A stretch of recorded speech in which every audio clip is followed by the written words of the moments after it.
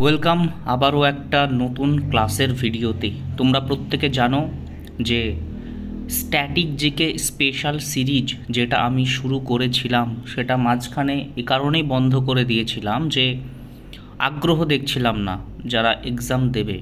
আবার আগ্রহটা দেখছিলাম না এটাও কারণ হতে পারে যে নোটিফিকেশান ছিল না সামনে। কেপিডাব্লিউবিপির দুটো নোটিফিকেশনই চলে এসেছে। এইবার অন্তত বসে থাকার সময় নয়, এইবার প্রিপারেশন নেওয়ার সময়। আমি যথারীতি তোমাদেরকে বলেছি যে স্ট্যাটিক জিকে সিরিজটা যেমনটা চলছে আমি চালিয়ে যাব, এর সাথে সাথে সাবজেক্টিভ জিকে সিরিজও আমি নিয়ে আসব। এবং মাথায় রাখতে হবে ডাব্লিউবিপি কনস্টেবলে 25টা নম্বর থাকবে জিকেতে, এবং কলকাতা পুলিশ কনস্টেবলে যেহেতু পুরনো প্যাটার্নেই এক্সামটা হবে সেহেতু প্রিলিমিনারি হবে সেখানে, তো সেখানে আবার 40 নম্বর থাকবে জিকেতে। তো সেই জায়গাটা কভার করার জন্যই আমি উদ্যোগ নিয়েছি। এবং বিভিন্ন জায়গা থেকে তোমরা দেখবে যে এমসিকিউ পড়ার যে একটা প্রবণতা বা ওটা খুব ভালো লাগে। দোকানের মিষ্টির মতো এমসিকিউ পড়তে খুব ভালো লাগে, এমসিকিউ সলভ করতে খুব ভালো লাগে। ডেফিনেটলি এমসিকিউ সলভ করবে, কিন্তু তার আগে দরকার হচ্ছে তোমার ভিতটা শক্ত করা।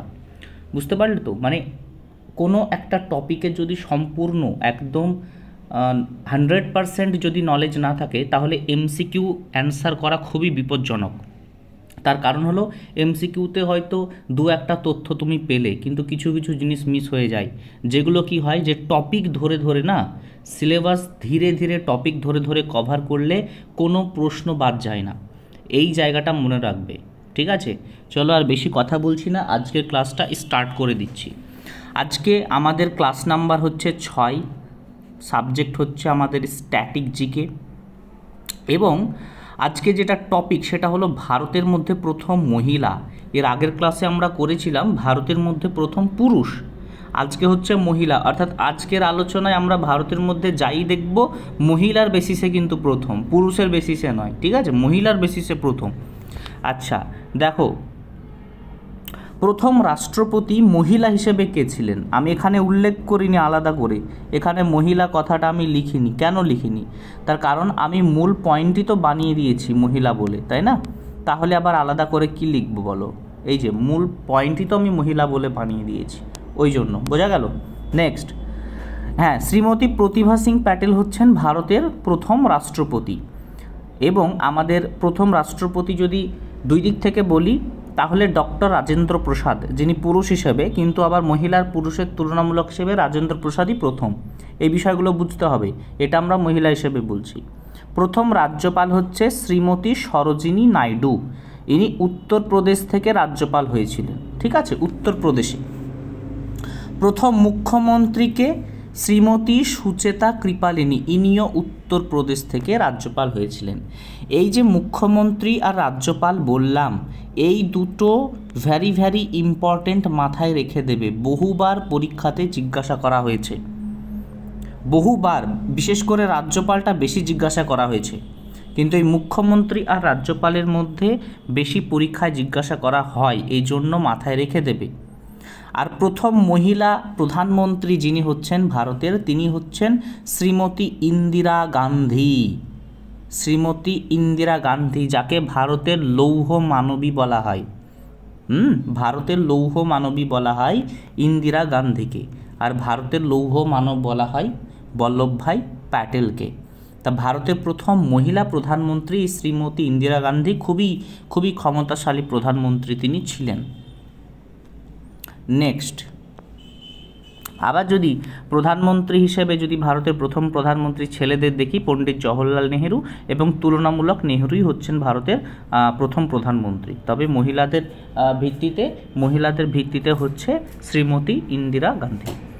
এরপরে আসছে প্রথম সুপ্রিম কোর্টের বিচারপতি। প্রথম সুপ্রিম কোর্টের বিচারপতি, এই জায়গাটা ভালো করে খেয়াল করবে আমি কি বলছি। প্রথম সুপ্রিম কোর্টের বিচারপতি, প্রধান বিচারপতি কথা আমি বলছি না। প্রথমত বলছি আমি সুপ্রিম কোর্টের, আর দ্বিতীয়ত বলছি বিচারপতি। প্রধান বিচারপতি কথা এখানে উল্লেখ নেই। সেটা হচ্ছে জাস্টিস মীরা সাহেব ফাতিমা বিবি। ভ্যারি ভ্যারি ইম্পর্টেন্ট, পরীক্ষায় বহুবার জিজ্ঞাসা করা হয়েছে এই প্রশ্নটা। এইবার আমি এই তোমাদেরকে লক্ষ্য করতে বলছি, এই জায়গাটা মাথায় রাখবে, এই জায়গাটা ভালো করে। এই জায়গাটা খুব ভুল হয়, অনেকজনকে দেখে এই জায়গাটা ভুল করে। বলছে প্রথম হাইকোর্টের বিচারপতি, আর পরেরটা দেখো প্রথম হাইকোর্টের প্রধান বিচারপতি। এই যে মাঝখানে প্রধান কথাটা চলে এলো, এই জায়গাটা কি খেয়াল করলে তোমরা? প্রথম হাইকোর্টের বিচারপতি যদি বলে সেক্ষেত্রে হয়ে যাবে আন্না চণ্ডী, তিনি প্রধান বিচারপতি নন, প্রথম হাইকোর্টের বিচারপতি আন্না চণ্ডী। আর প্রথম হাইকোর্টের প্রধান বিচারপতি যদি বলে সেক্ষেত্রে হবে জাস্টিস লীলা শেঠ। এই জায়গাটায় অনেক স্টুডেন্ট ভুল করে, ভেরি ভেরি ইম্পর্টেন্ট, পরীক্ষায় বহুবার আসে, হয় এটা দেবে নয় এটা দেবে, কিন্তু স্টুডেন্টরা খুব ভুল করে আসে।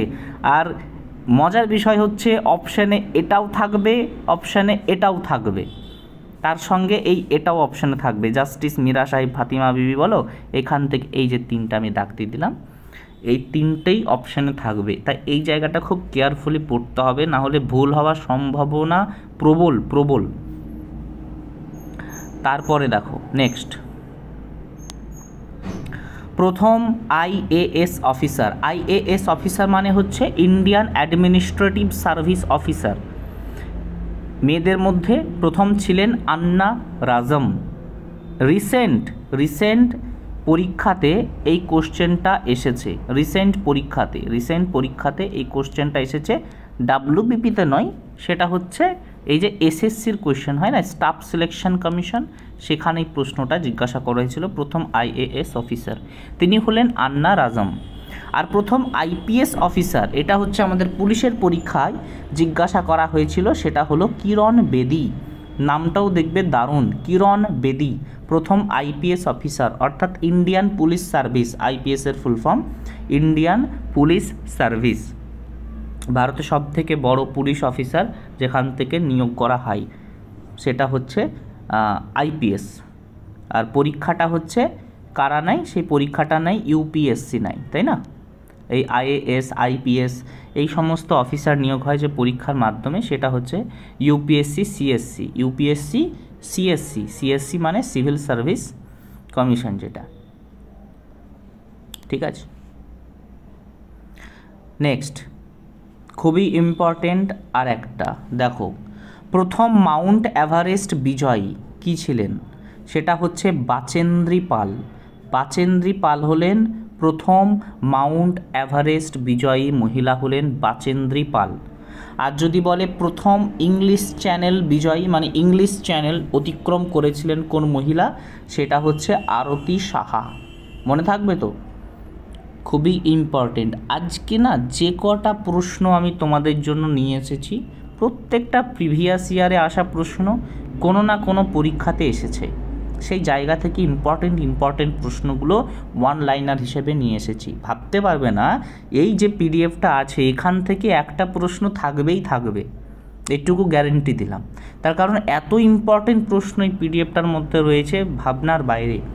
যে কোনো, আমি তো বলছি, তুমি যদি নতুন ক্যান্ডিডেট হও, তোমার যে কোনো সিনিয়রকে দেখাবে এই নোটটা, যে দাদা এই প্রশ্নগুলো কি ইম্পর্টেন্ট, দেখবে কি বলবে তারা।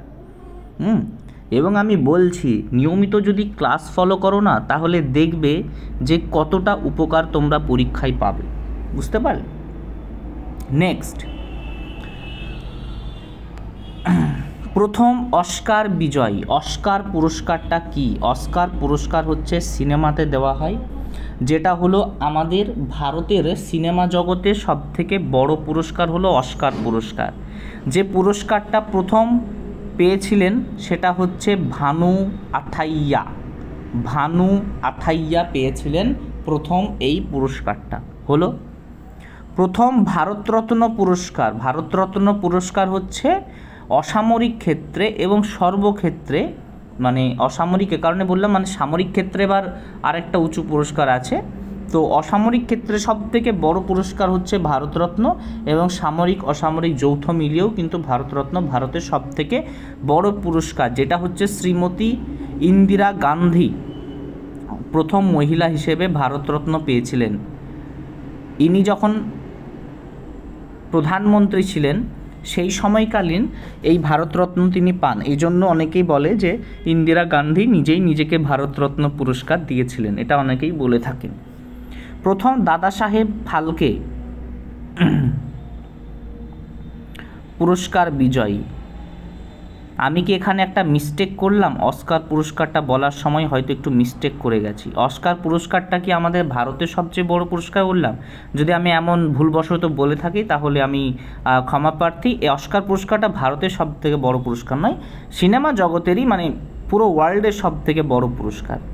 এটা হয়তো আমি কোথাও না কোথাও একটু ভুল বলে দিলাম মনে হয়, আমার খেয়াল পড়ছে না, যাই হোক ফ্লোতে বেরিয়ে গেছে। যদি এমন বলে থাকি তাহলে এটা মাথায় রাখবে। অস্কার পুরস্কারটা হচ্ছে আমাদের ওয়ার্ল্ডের বেসিসে সব থেকে বড় পুরস্কার সিনেমাতে। আর দাদা সাহেব ফালকেটা হচ্ছে আমাদের ভারতের সিনেমা জগতে সব থেকে বড় পুরস্কার দাদা সাহেব ফালকে, যেটা প্রথম পেয়েছিলেন দেবিকা রানী। দেবিকা রানী ভ্যারি ভ্যারি ইম্পর্ট্যান্ট, এইটা তিনি প্রথম পেয়েছিলেন। হলো এই ভারতরত্ন মহিলা হিসেবে প্রাপকটাও ভ্যারি ভ্যারি ইম্পর্ট্যান্ট। প্রথম জ্ঞানপীঠ পুরস্কার বিজয়ী। জ্ঞানপীঠটা কি?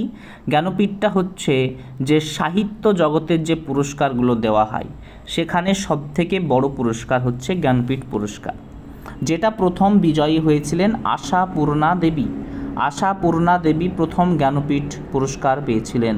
এখানে আমি একটা ইন্টারেস্টিং ফ্যাক্ট তোমাদেরকে বলে দিতে চাইছি যে পরীক্ষার অপশানে এই আশাপূর্ণা দেবীও থাকবে, আবার থাকবে ওনার নামটা ভুলে যাচ্ছি, মহাশ্বেতা দেবী। এই দুটো অপশান থাকবে কিন্তু, হ্যাঁ, মহাশ্বেতা দেবী, মহাশ্বেতা দেবী। আমি বলছি যে ভুল যেন না হয়, ঠিক আছে?